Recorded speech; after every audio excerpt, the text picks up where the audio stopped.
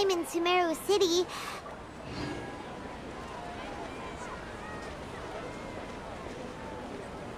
Ad Astra Avisask. We meet again, you two. Hi, Catherine. Do you have any commissions for us today? Commissions, huh? Let me think. Oh, how about this? Please attend the Academia's Academic Symposium this afternoon and recite a love poem on stage. Wait, say what now? And if possible, please also use your camera to capture the reaction of the audience upon finishing the poem. Huh? What kind of commission is that? I see. It appears that you're not interested in this commission. In that case, please go to Port Armos and convince the Eremites there to spend some time volunteering at the local orphanage. Hey, that's not any better.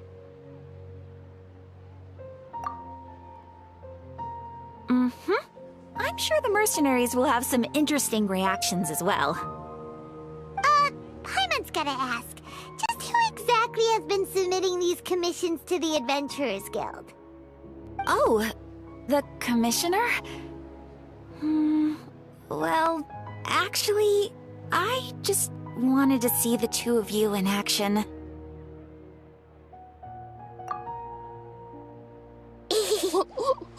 Was it so obvious? I was hoping you would actually take one of those commissions. That kind of chance to observe humans doesn't come by often.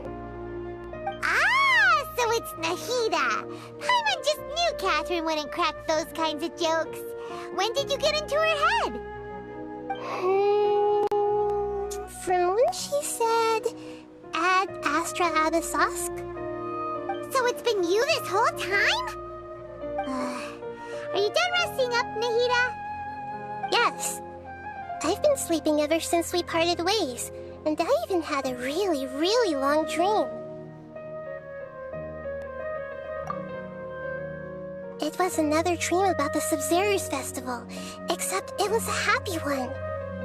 In my dream, I was sitting in the middle of a flower terrace, and everyone in Sumeru City was holding hands as they danced in circles around me. They danced round and round, and everyone looked really happy. I also got to sit on a gigantic flower carriage. Ferris, the Knight of Flowers, raised me really, really high above the ground, and I was throwing an endless amount of Yalda candies at the children. You know, Nahida, maybe your dream is how the Sub-Zero's festival really should be. It's meant to be a joyous time where everyone gets together to celebrate your birthday. Huh? Wasn't I describing a really happy dream? Why are you both looking at me like that? Wait, could this be an example of the emotion known as pity? No, we aren't pitying you. That would only make everything worse. We just don't want you to feel too sad. By the way, have you had a chance to visit Dunyarzad? How's she doing? The Homiyanis haven't allowed any visitors after the festival, so we haven't been able to check on her. Yes, I paid her a visit right after I woke up. She was resting at the time. Her condition is stabilized. However, since Elazar is a manifestation of the withering on the human body, we can only cure it by finding a way to take care of Irminsol's own withering. But for the moment, our top focus should still be figuring out what the sages are up to and what they're planning. Right. Who knows what'll happen if they manage to pull off another scheme like the Samsara of the Sub-Zero's festival. So our first priority should be investigating and putting a stop to the sages' activities. As for how we should pull that off, let's discuss it somewhere else. There are too many adventurers around here. Oh, good point. Sorry, adventurers. We're gonna be borrowing Catherine for a little while.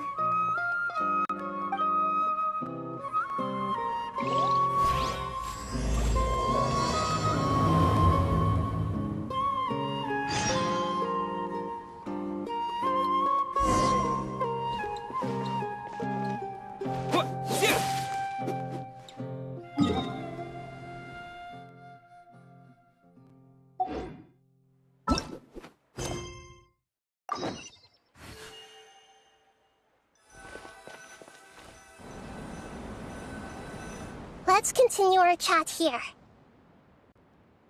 Okay, so do you have any ideas on how we can investigate the sages, Nahida? Actually, I've already done a little bit of work on that. But for now, I want to hear your thoughts.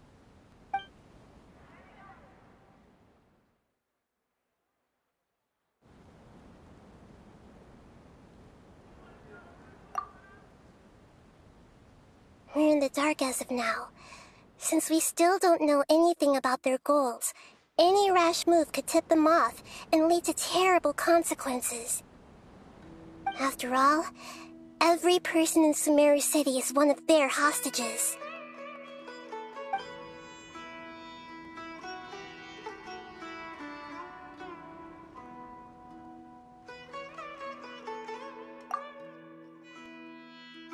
I've already tried that, but all the key members of the Academia, even the core of 30 guards, intentionally avoid wearing their Akasha terminals.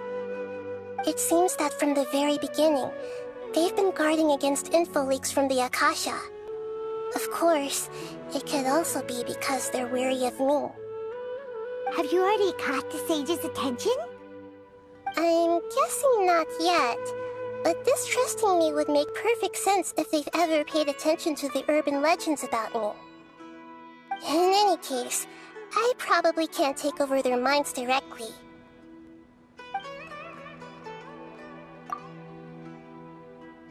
No way, that's too risky.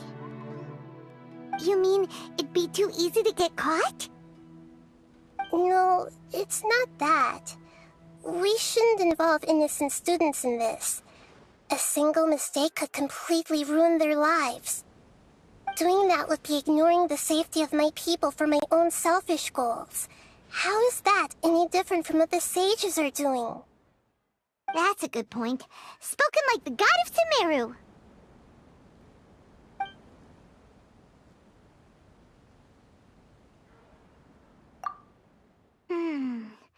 Are we really out of ideas? Nahida, you're super smart, so you already have something in mind, right? Don't keep us in suspense. Spill the beans already. According to a popular theory from the Vahumana Darshan of the Academia, rejecting impractical motions at the beginning of a planning session will give more weight to the actual proposal. Okay, but aren't you the god of wisdom? You don't have to use that kind of gimmick to make us take your ideas seriously. Well, I've been thinking that if I can't directly possess the leaders, and if I can't get ordinary people involved, then I should find someone who's already involved, but hasn't decided to side with the sages. You're saying we should recruit a spy? That does sound like it could work. Oh, before coming back, we met someone named Alhaitham. He seems like he acts alone, and he likes doing stuff behind the Academia's back. They probably aren't in cahoots. Actually, I already have someone in mind. Do you still remember that female scholar named Setaria? Setaria. Paimon remembers now. Isn't she the one who's always trailing behind the Grand Sage of the Academia? We ran into her basically every time the Sub-Zero's festival repeated itself. You could even say we're old enemies by now. Paimon still remembers the smug and mean way she always spoke to Nilou. I've always liked observing all kinds of people, and Setaria has always stood out from the crowd.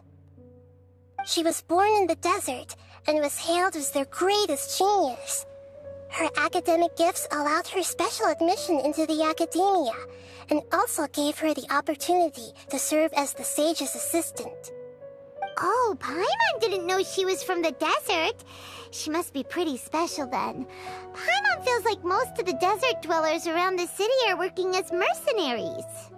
The name Setaria means star. When she lived in the desert, she shone like the brightest star in the night sky. Later on, she was chosen by the sun.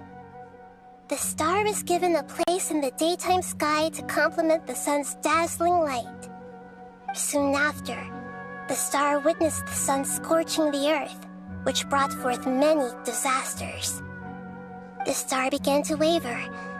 Instead of staying beside such a sun, wouldn't it be better to return and light up part of the night sky?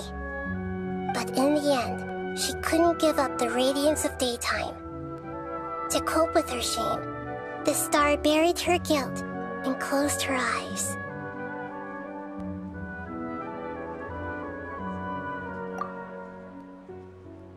From the sound of it, Sataria's just hung up on the research opportunities here. But she doesn't really support the academia. She still feels guilty about not doing more for the desert, right? She's just running away from her problems. Indeed.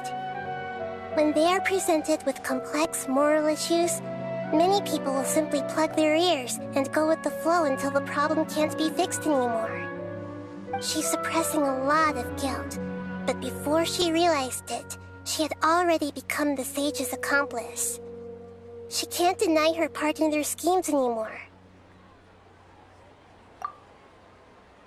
Right. We must somehow make her face her problems again. That way, not only can we get useful intel from her, but she can also use it as an opportunity to redeem herself. From my past observations, Sataria will take a day off from the academia every 10 days to do some shopping in the city. Tomorrow afternoon just happens to be a shopping day for her. That'll be our chance. To prepare, let's go check out some of her favorite spots and have a quick chat with a few of the vendors there.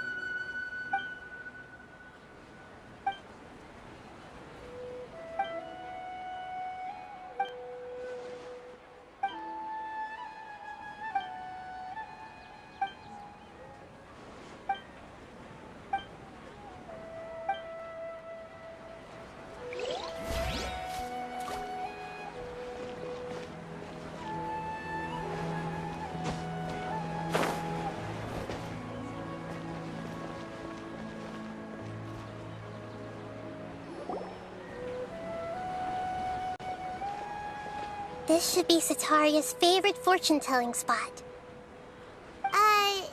So should we ask the fortune teller about Sataria? No, I already have enough information on Sataria. The most important thing now is for you to pay attention to the vendor's talking style and key characteristics. Talking style and key characteristics? My poor lost lambs, have you become troubled over your fates? The divine voice of wisdom often echoes between mine ears. If thou be blessed today by the gods, I may be able to show you the way. Huh? Really? Nahida, you've been whispering things to her? Shh. My friend here has some doubts regarding his future. Can we get a fortune reading for him? Of course, of course. In that case...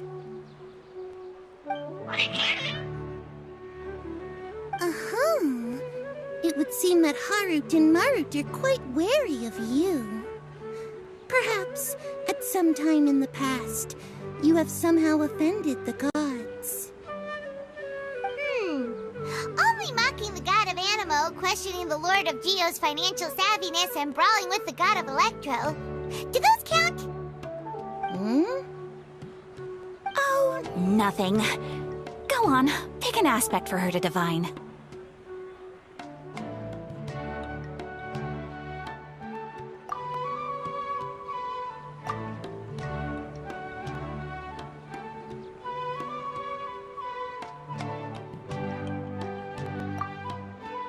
Love prospects?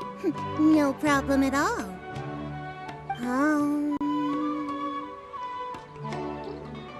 The gods have spoken. The truth shall be revealed. One who is fated to cross your path will appear on... Huh? So many people will fall for you. How could that be?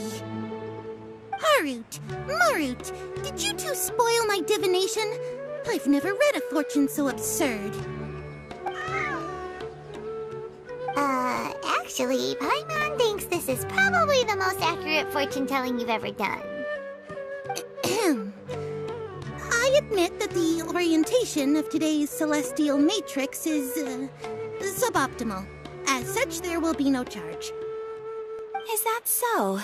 Well, that can't be helped. If you were to bring some food offerings for Harut and Marut on your next visit, perhaps they could help you reverse the wheels of fate.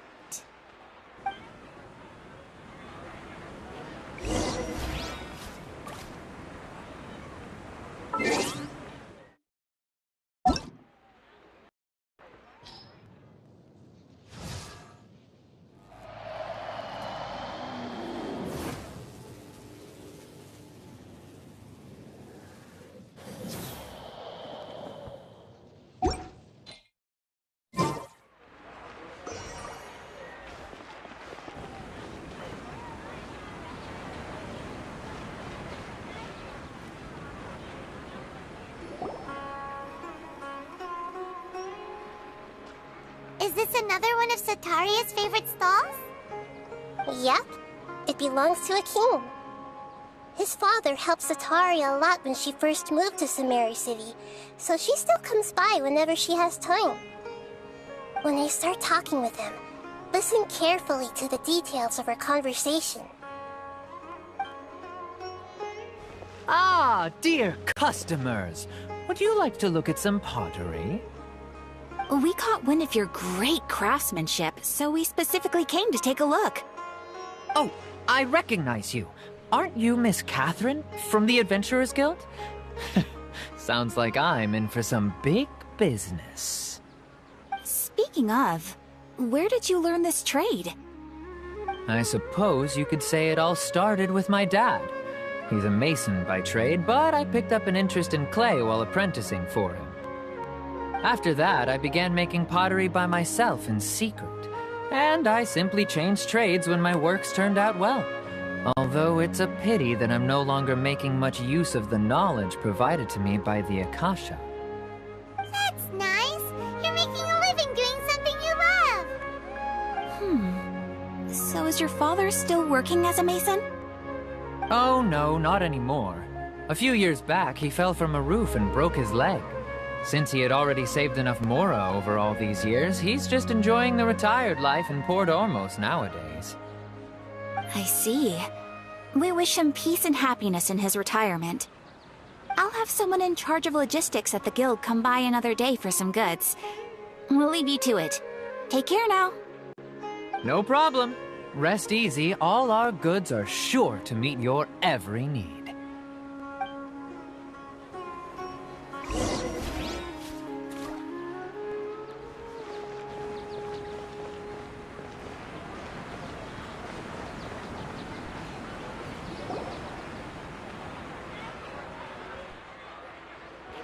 This should be our final stop. Sataria's always thinking of this restaurant when she's working at the academia, so she always comes by whenever she's out in the city. Nahida, you've really thought of everything. It's my duty to protect Sumeru's citizens, after all. Hi there. I feel like I've seen you down by the docks before. Huh? Sorry, I don't quite remember. If I recall, you were having a discussion with someone about shipbuilding at the time. Ah, that's right! I've always been really interested in feats of marine engineering. After all, I grew up in Liyue Harbor and spent my entire childhood staring at the ships going in and out of the port. I came to Sumeru to study, but failed to make it into the academia due to my lack of talent. But I'm still discussing all kinds of problems with different scholars.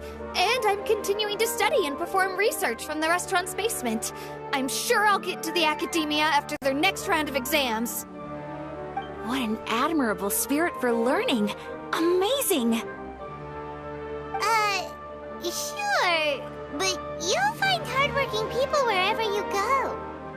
So this restaurant has a basement as well? Huh. First I've heard of it. That's right. It's not usually open to patrons. Most of the time, employees use it for breaks or to hold private events. I see. Yes, that makes sense. Well, good luck with your studies, Miss Chishan. Thank you so much. As long as I can make it into the academia as an official student, I'll be happy.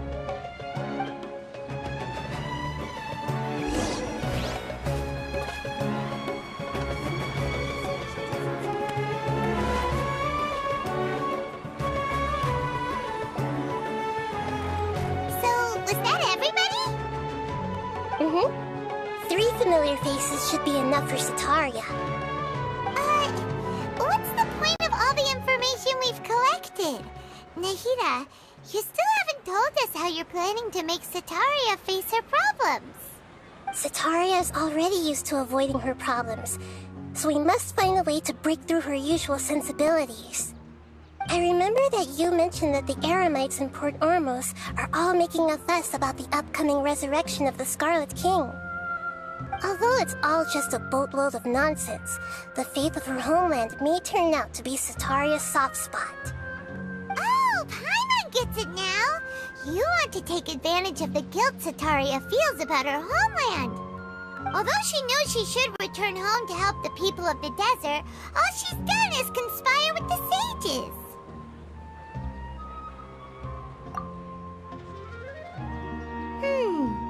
So how do we set that up? Well, the Scarlet King is long gone, and Sataria is also too smart to fall for any simple tricks. If we simply engaged her under the guise of the Scarlet King's believers, she would definitely be wary of us, and we may not get anywhere. But if we were to borrow some of her close acquaintances to talk with her, her reaction would probably be very different. So, you mean you're going to possess those people we just talked to? Yep. Possess them through the Akasha. Imply that they've already converted to the faith of the Scarlet King, and then convey our made-up will of the Scarlet King. As long as everything goes smoothly, we'll get through to Sataria for sure. She'll never guess that we had anything to do with it. So that's how you're going to use all the info we collected on these people. It's so that you won't slip up and break form. Possessing them will only work if you can manage to pass off as them. Exactly. So, best of luck with impersonating them. Huh? Best of luck? But we don't know how to possess anyone. That's no problem at all. I'll just share all their senses with you once I've possessed them. As long as you're also wearing an Akasha terminal, the effect will basically be as if you've possessed them yourself. Huh.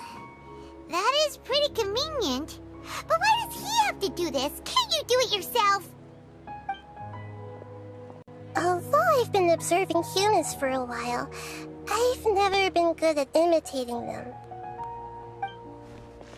You're not wrong. It's always been painfully obvious whenever you try to pass as Catherine.